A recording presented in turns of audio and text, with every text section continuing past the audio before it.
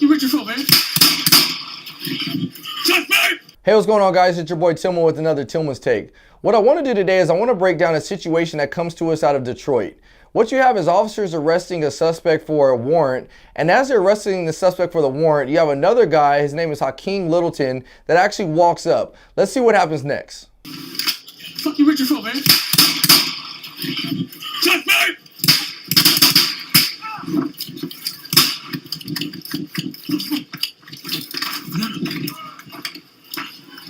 Alright guys, so as you guys can see, that Hakim walks up to those officers as they're trying to effect an arrest of somebody else. Now, anytime we're doing police work, even though we're dealing with somebody in particularly, it doesn't negate the fact that there are other threats that are outside of the scope of what we're dealing with. And that's what you see here. You see Hakim being somebody, I don't know if he's related to the suspect that's being arrested, or I don't know if he's just a bystander, but you can see that he starts to insert himself into the situations that officers are dealing with. This is so critical because when we go on calls, we always have to have our heads up. We actually had 2 Dallas police officers that were shot and killed responding to a domestic violence situation over the weekend, and they were ambushed once they got to that door. That's why it's imperative for us always to keep our heads up and understand and observe what people are doing. What Hakim is doing is he's reaching into his pocket, and as he's reaching into his pocket, you hear an officer say, "Hey, what are you reaching for? What are you reaching for?" Simultaneously, as he does that, Hakim pulls out a gun, and at that moment, he ends up shooting at an officer. Now, when he shoots at that officer, he's very close. He's only a few feet away. Let's look at it. You with your foot, man. This happened so quickly, and when that officer perceived that threat and what was actually happening, that's when that officer returned fire and charged at Hakim, trying to stop that threat. So what we have to look at, and as I always like to go back to, is the case law Graham versus Connor, which is the severity of the crime. Was that guy an immediate threat to the officers or others? And is he actively fleeing or resisting when the officers are trying to effect an arrest? And what you have is, obviously now you have the severity of the crime is an attempt murder. When Hakim pulls that gun on that officer, you now have an attempted murder. So you know the severity of the crime is one of the highest. 2, was he an imminent threat to the officers or others?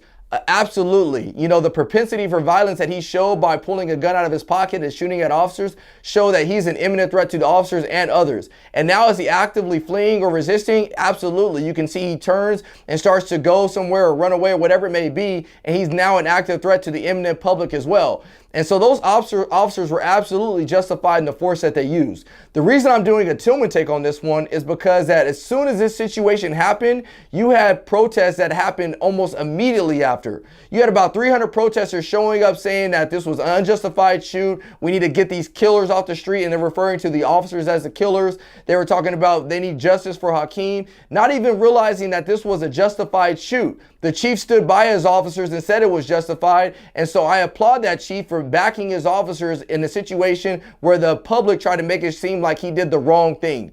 We have to slow down, and what's going on in our society right now is the pendulum has completely shifted, and that anytime an officer uses force against somebody, people are so quick to say that it was unjustified. You know, back in the day, you would never see any type of video released immediately. You would never see some type of investigation happen this fast. And what happened is they immediately released a video to show that transparency between the agency and the city of what actually happened. But we have to be careful as citizens, and I refer to myself as a citizen as well, because I'm not a police officer 24 hours a day, 7 days a week. So we have to be careful as citizens to making judgment calls based off a video that we haven't seen. Some of the other things that came out was a false narrative saying that police shot an unarmed black man. That wasn't the case. Hakim had a gun in his pocket. I have done many videos of showing how fast a person can pull a gun out of their pocket and shoot an officer.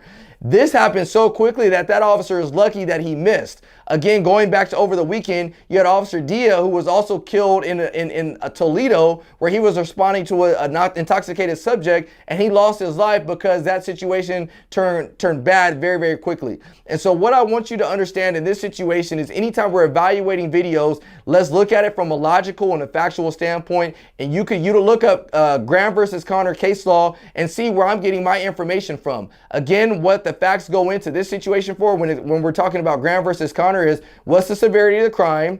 Is he an imminent threat to the officers and or the public? And is he actively fleeing or resisting? If he's doing one of those three things, then the officer has the ability to use reasonable or necessary force against that suspect. And that's what they did. So we have to get away from starting to put out false narrative just because it sounds like it's the right thing to do or it sounds sexy. And the reason I use the term sexy is because unfortunately, you know, blasting police officers out there for utilizing unjustified force is becoming popular, the popular thing to do. And people are just getting behind it because that's what everybody else is doing. I caution you for doing that. I don't mind you standing up when you need to. We all stood up when George Floyd was killed because that death of George Floyd was absolutely unjustified. But I caution you on doing it so quickly when we see other police uses of forces. I'm here to call out the bad ones, but I'm just as much here to call out the good one. Thanks again. God bless, and I hope you learned something.